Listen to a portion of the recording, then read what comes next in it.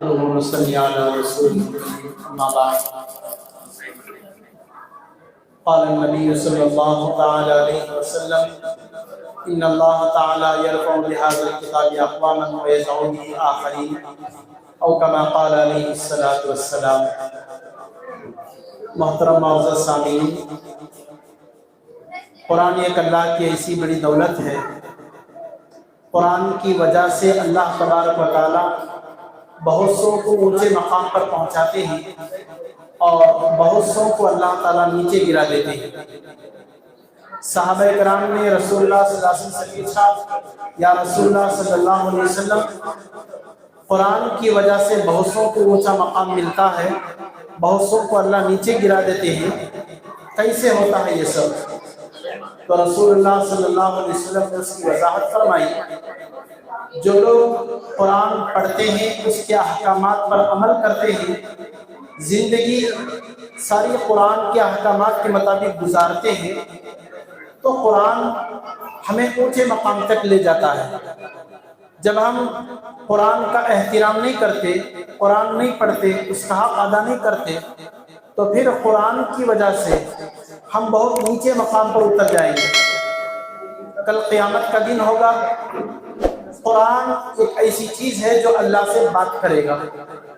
حدیث میں آتا ہے، رسول اللہ صلی اللہ علیہ وسلم فرماتے ہیں، قرآن اللہ سے بات کرے گا. جنہوں نے قرآن کا حق ادا کیا، قرآن اللہ سے سفارش کرے گا، یا اللہ، انہوں نے قرآن کو پڑھا ہے، اس کے مطابق اس کی زندگی گزری ہے، میری سفارش ہے کہ اسے جنت میں داخل کیا جائے. اللہ پاک قرآن کی سفارش کو قبول کرتے ہوئے جنت کا فیصلہ فرمائیں گے. جو لوگ قرآن نہیں پڑھتے، اس کے احکامات پر عمل نہیں کرتے، قرآن ان سے پوچھے گا، یا اللہ میرا فیصلہ کیجئے کہ انہوں نے قرآن کیوں نہیں پڑھا. ہم میں سے بہت سارے ایسے ہیں جو قرآن پڑھ کر بھول گئے، بہت سارے ایسے ہیں جو قرآن سرے سے پڑھتے ہی نہیں ہیں. تمام مسلمان بھائی بہنوں سے گزارش ہے کہ ہم قرآن کو ضرور پڑھیں. قرآن ایک ایسی دولت ہے جس کا پڑھنا بھی عبادت ہے، پڑھانا بھی عبادت ہے، سننا بھی عبادت ہے، سنانا بھی عبادت ہے. حضرت جبرائیل علیہ السلام ہر دن رمضان کی ہر رات رسول اللہ صلی اللہ علیہ وسلم کے پاس آتے تھے، قرآن حضور صلی اللہ علیہ وسلم کا سنتے تھے.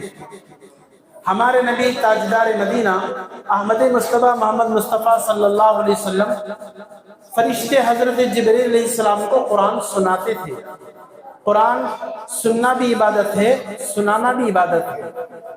ایک مرتبہ ابی بن کعب رضی اللہ تعالیٰ مسجد میں قرآن پڑھ رہے تھے. اللہ نے کہا فرشتے کو بھیج کر، نبی جی آپ مسجد جائیں، ان کا قرآن آپ سنیں. رسول اللہ صلی اللہ علیہ وسلم مسجد آئے، ابی بن کعب رضی اللہ عنہ کے سامنے بیٹھ گئے اور کہے تم قرآن پڑھو، میں سنوں گا. صحابی رسول کہنے لگے، یا رسول اللہ صلی اللہ علیہ وسلم، آپ پیغمبر ہیں، آپ ہمارے نبی ہیں، آپ ہمارے آقا ہیں، آپ کے سامنے میں قرآن کیسے پڑھوں؟ نبی علیہ السلام نے فرمایا، اللہ کا حکم ہوا ہے کہ میں قرآن سنوں، میں آپ کا قرآن سننا چاہتا ہوں.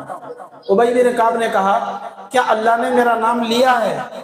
اللہ نے کے نبی علیہ السلام نے فرمایا، جی ہاں، آپ کا نام لے کر اللہ نے کہا کہ میں آپ کا کلام سنوں. حضور اقدس صلی اللہ علیہ وسلم نبی ہو کر، پیغمبر ہو کر، ایک صحابی کا قرآن سنتے ہیں. سننا عبادت ہے. ابو موسیٰ اشعری رضی اللہ تعالیٰ گھر میں قرآن پڑھ رہے تھے. راستے سے ہمارے نبی مسجد کو جا رہے تھے. تہجد کا وقت تھا، رات کے 3-4 بج رہے تھے. ابو موسیٰ اشعری رضی اللہ عنہ کے گھر سے قرآن کی آواز آ رہی تھی باہر. ہمارے نبی راستے میں کھڑے ہو کر ان کا قرآن سننے لگے. مسجد میں آنے کے بعد ابو موسیٰ اشعری سے کہنے لگے، ابو موسیٰ، اگر تمہیں معلوم ہو جاتا میں کل رات تمہارے گھر کے باہر گلی میں کھڑے ہو کر تمہارا قرآن سن رہا تھا، اگر تمہیں معلوم ہو جاتا تم بہت خوش ہوتے. اس زمانے میں گھروں کے باہر قرآن کی آواز آتی تھی. آج کے زمانے میں گانے بجنے، سیریل کی آواز آتی ہے. ہمیں رمضان کی قدر کرنی چاہیے. ہمارے سامنے جو برکت کا مہینہ آنے والا ہے، اس میں کثرت کے ساتھ ہمیں قرآن کی تلاوت کرنی چاہیے. ماں باپ بچوں کو لے کر بیٹھے قرآن پڑھنے کے لیے، ماں باپ پڑھیں بچے سنیں، بچے قرآن پڑھیں ماں باپ قرآن کو سنیں، یہ ماحول گھر کے اندر پیدا ہوگا تو جنت کا نمونہ بنے گا۔ گھر کے بچے ماں باپ کی بات سننے والے ہوں گے، اور کم از کم گھر کے اندر بیٹھ کر حدیث کی کتاب کی تعلیم ضرور کریں۔ اس کے ذریعے سے بچوں کے اندر دینداری پیدا ہوتی ہے، ماں باپ کا خوف بچوں کے اندر پیدا ہوتا ہے۔ الحمدللہ اس مقصد کے اندر جتنے بچے قرآن پاک ختم کیے ہیں، بڑی خوشی ہو رہی ہے کہ آج بچوں کا جلسہ ہے۔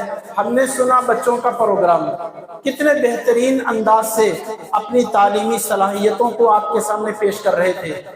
حقیقت میں اس میں ماں باپ کا بھی بہت بڑا ہاتھ ہے۔ آپ صبح سویرے گرمی سردی میں بچوں کو جگاتے ہیں، بچوں کو وقت پر مکتب کو بھیجتے ہیں، اس میں بہت بڑا ہاتھ آپ ماں باپ کا بھی ہے۔ آپ نے بچوں کو تیار کیا، لیکن اس کے پیچھے استاد کی بڑی محنت ہے۔ آپ کے بچوں کو صحیح نہج پر، صحیح راستے پر لائے اور ان کا قرآن مکمل کرائے، دین کی باتیں ان کو سکھائے، اس قابل بنائے کہ آپ کے سامنے بچہ کھڑے ہو کر بیان کرتا ہے، آپ کے سامنے بچہ کھڑے ہو کر قرآن پڑھ کر سناتا ہے۔ تو استاد کی بھی بڑی محنت ہے۔ استاد کی محنت کے ساتھ ساتھ نگران حضرات کی بڑی محنت ہے۔ اس کو چلانے والی جو کمیٹی ہے ان کی بڑی محنت، ان کی بڑی نگرانی ہوتی ہے۔ جب چیز کی نگرانی نہیں ہوتی تو کام ادھورا رہ جاتا ہے۔ میستری سامنے کھڑا ہو تو کام کرنے والے برابر کام کرتے رہتے ہیں، میستری کہیں چلا جاتا ہے تو کام کرنے والے اپنا کام کرنا چھوڑ دیتے ہیں۔ نگران حضرات ان کے پیچھے کڑی نگرانی کرتے ہیں۔ پڑھانے والے استاد وقت پر پہنچ کر بچوں کو پڑھاتے ہیں، بچے وقت پر پہنچتے ہیں۔